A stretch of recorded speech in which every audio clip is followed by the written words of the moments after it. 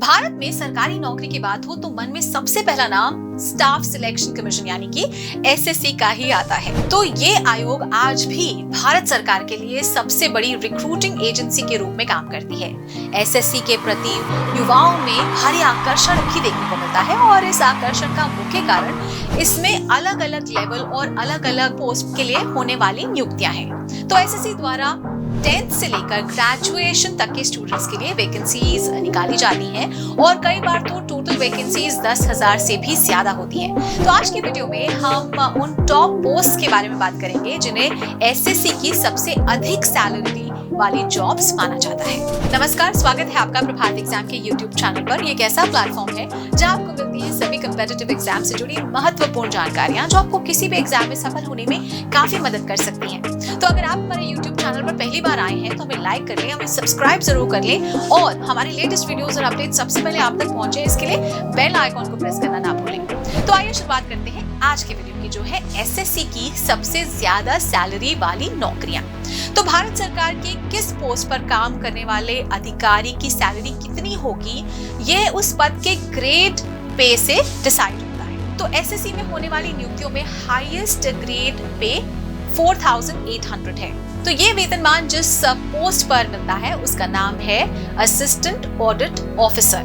लेकिन इस पोस्ट पर सिलेक्ट हो पाना इतना आसान भी नहीं है। तो इसमें आपको एसएससी सीजीएल की परीक्षा में टॉप रैंक लाने की जरूरत होती है और इतना ही नहीं, आपको इसके लिए 2 पेपर्स का अलग अलग एग्जाम भी देना पड़ता है, जिसमें अच्छे नंबर लाने के बाद आपको एक पेपर डिपार्टमेंटल एग्जाम का भी देना पड़ता है।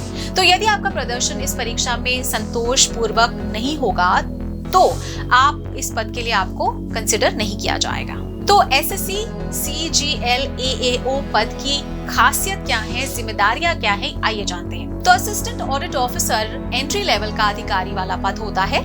तो ये सबसे अधिक मांग वाले पोस्ट में से एक है क्योंकि ये एकमात्र राजपत्रित यानी कि गजेटेड पद है और इसके अलावा इसका मूल वेतन सभी पदों में सबसे अधिक होता है। तो असिस्टेंट ऑडिट ऑफिसर यानी एएओ की नौकरी जिम्मेदारी और सम्मान युक्त होती है।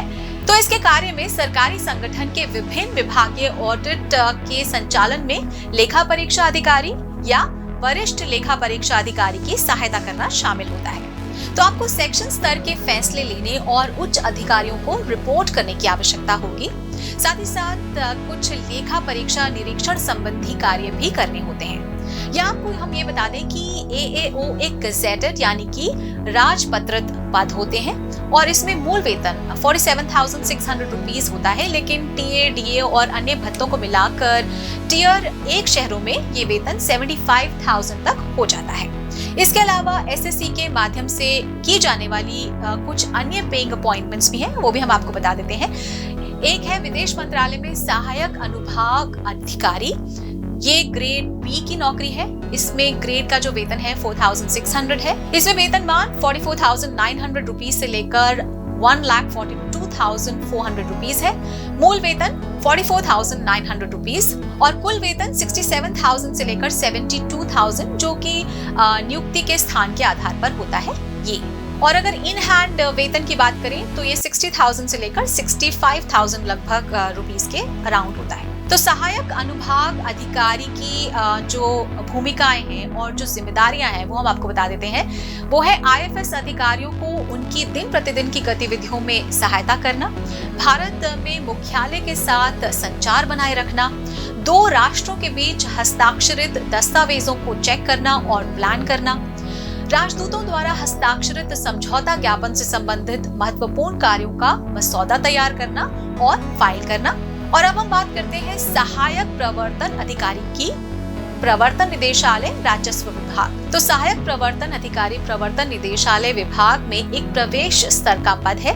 नौकरी मुख्य रूप से अर्थव्यवस्था में हो रही मनी लॉन्ड्रिंग गतिविधियों का पता लगाने से संबंधित है। अगर हम इसके ग्रेड वेतन की बात करें तो 4600 यानी कि 7वें सीपीसी का स्तर 7। अगर हम वेतनमान की बात करें तो 44,900 रुपीज से लेकर 1,42,400 रुपीज। मूल वेतन है 44,900 रुपीज और अगर हम कुल वेतन की बात करें तो ये 72,000 रुपीज से 77,000 रुपीज है और ये नियुक्ति के स्थान के आधार पर भी है। और साथ ही साथ विशेष प्रोत्साहन भत्ता है मूल वेतन का 20%। 1 महीने का अतिरिक्त वेतन, हाथ में वेतन है 65,000 से लेकर 69,000 रुपीज। तो सहायक प्रवर्तन अधिकारी की भूमिकाएं और जिम्मेदारियां क्या हैं, ये हम आपको बता देते हैं। तो इसके लिए लिपिकीय कार्य जैसे आधिकारिक कागजात दाखिल करना और फाइलों को बनाए रखना, साथ ही साथ महत्वपूर्ण आधिकारिक प्रस्तुतियां और विवरणिकियां, साथ ही साथ मनी लॉन्ड्रिंग गतिविधियों पर खोज करना और जानकारी एकत्रित करना। तो दोस्तों, अगर आपको हमारा ये वीडियो पसंद आया हो तो अपने फ्रेंड्स के साथ भी इसे जरूर शेयर कर लें, और अगर आपके पास हमारे लिए कोई सवाल या सजेशन है तो कमेंट बॉक्स में लिखकर हमें जरूर बता दें। तो जल्दी आपसे फिर मुलाकात होगी एक नए टॉपिक पर, एक नए वीडियो के साथ। देखते रहिए प्रभात एग्जाम। नमस्कार।